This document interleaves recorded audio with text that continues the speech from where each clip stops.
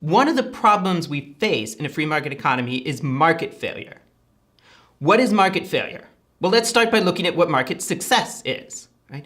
Market success means that two things happen. One is the relevant people get the information they need, or accurate information on the issues they need to know about, in order to make informed economic decisions. And second, they have an incentive to seek out and act on that information. Right? Now, this can fail in various ways. Right? In particular, there are many cases in which the free market alone does not seem to provide the proper incentive. Especially, it doesn't provide the proper incentive for people to act in ways that are in their long-term interests, right? Or really, it doesn't give them an incentive to act in ways that are in the long-term interests of everyone. So one example of this might be, arguably, certain issues with just wages. Okay?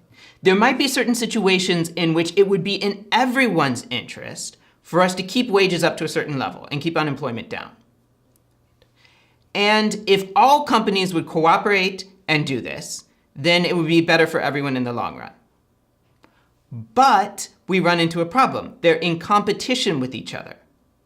They're in competition to sell goods at the lowest price. So what happens? Well, because they're in competition, they try to cut costs where they can, and one of those is cutting wages. Of course, the problem with cutting wages is if you do it, right, you can sell your product at a lower price and you can undercut your competitors. But if everybody's doing it, wages start to fall. Maybe people get laid off. That means they have less extra money to purchase things with. And that means less gets purchased, right? And therefore, less gets purchased, and so companies can't sell as much and can't make as much profit. Right? In a worst case scenario, this could lead to a downward spiral. Okay? Companies lay people off. They don't have as much to purchase, money to purchase excess goods. So more companies have to lay people off, which means more people that have to cut back on what they consume. And we get a problem, right? And possibly a massive problem.